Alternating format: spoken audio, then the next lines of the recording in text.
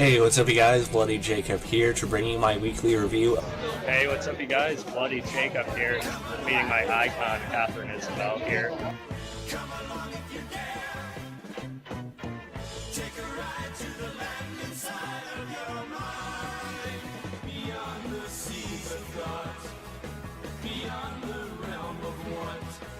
Across the streams of hopes and dreams where things are really not. Come along if you can. Come along if you dare. Have a good one. Cheers, guys. Side of your mind, but please realize you'll probably be surprised.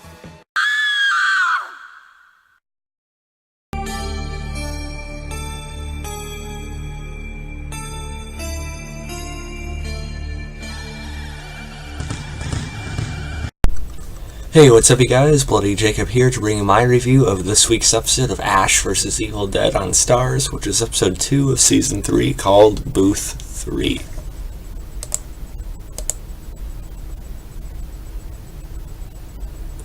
And so yeah, another really fun episode of the show. I just want to say again, I said this in last week's episode, excuse me while I adjust the chair a little bit, that I'm just so thrilled to have the show back on.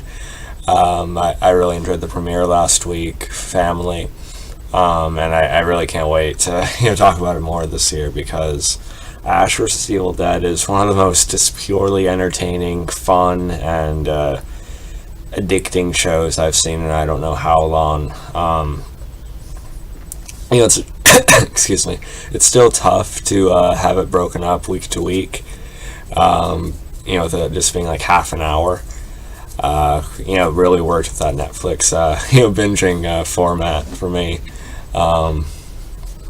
because it always cut off on like some really cool cliffhanger, or you just want to keep watching. You feel like you want to watch more than half an hour of it a week, but still I'm having just a blast with it.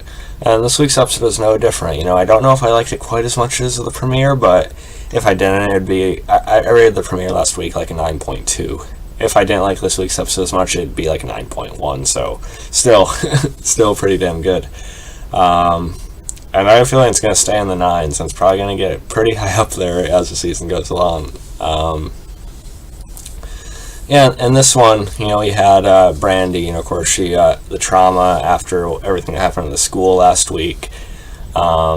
We see her, she goes back, but she's, of course, just completely traumatized, and she goes to this sort of guidance counselor. I don't know if she's posing as principal too or whatever, but of course it turns out to be Ruby, as she's trying to dig more into the, Ash's progeny or whatever, to destroy every last one of them, or to cut them off so there's no other, up-and-coming savior for humanity or anything like that. So that's why she also interested in us with the sperm bank as well. And we got a pretty cool opening with Ruby as well. I do feel like the Ruby character is starting to be a little bit played out, just a bit. It's good having Lucy Lawless on there, but I don't know if she needs to be there for like the rest of the series necessarily. I'm not sure. And really, watch the damn show. Watch it the night it airs if you can. I work Sundays, so it's really contradicting. Or watch it as soon as you can on demand if you have Starz, or just something on the app. The app. Just please, because the show has really low ratings right now, even for Starz standards. And I know there's a great following Evil Dead has, so people need to check it out. They need to get Starz and watch the hell out of it, because we need a 4th season of the show.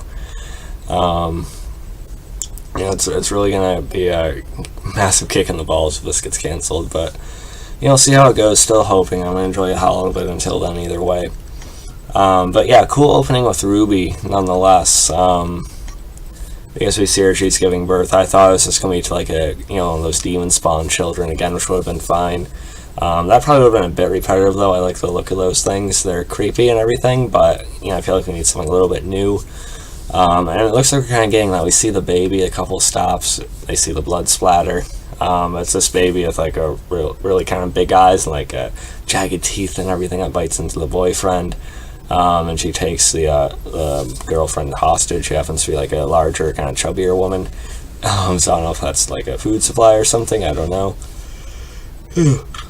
But yeah, Ruby says she wants it to be.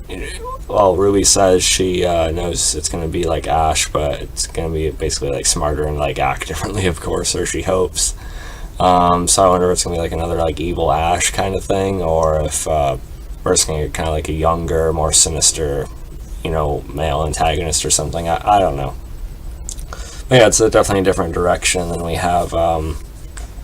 Let's see. So I'll make sure I'm getting some things right here. Check out Den of Geeks review as well. They do weekly reviews of this show. Alright, yeah, Dalton, the Knight of Samaria, who's connected to that group, which still reminds me a lot of the Army of Darkness stuff. I wish they'd bring that up more. We also get more of the lore delved into with him as he explains it. The Dark Ones existing and everything like that. He goes into it, as far back as like 1400 and so on and stuff like that, which I liked as well. Dalton's still kind of I want to say dull. I'm still kind of undecided on him, I guess. But as Den of Geeks said, this episode did him a favor, because now he feels like less of sort of just like a object to get in the way of like this kind of weird continuing Kelly and Pablo tension. And more like maybe a key for the story, and sort of just a way of giving out information, I guess. He feels a little bit more important on his own, I guess, after this episode. And with that, Ash has a pretty crazy fight at the sperm bank. We see he's getting ready to masturbate, but then that doesn't really turn out so well. And the nice Asian lady who works there happens to, of course, be possessed and turned, and she ends up trying to shoot out all the sperm at him and stuff like that, which I'll admit was kind of ridiculous.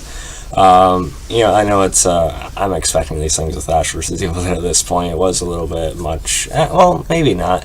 It wasn't quite as bad as the whole ass thing last season. That was much worse. But this is still kind of fun, and Kill of the Week, I'm always going to talk about Kill of the Week with Ash vs. Evil Dead. Some people do it for The Walking Dead, but I think it's actually more appropriate for a show like Ash vs. Evil Dead. Kill of the Week definitely I thought was going to Ruby, because she had that stomp right at the opening of the episode on the boyfriend. But with Ash's, I think his nitrogen kill or whatever, and then just bashing her head in against one of the I forget what they're called, where you pull the body out. That was definitely the Kill of the Week for me anyway. I don't know what yours was. And I do like Ash's and Brandy's scenes together. She's really not going to Ash. Ash isn't really the best dad, as he says. One of the best quotes of the week that the Facebook page posted about was, "I may suck balls as a father, but I will not let evil take that away." Brandy, I meant.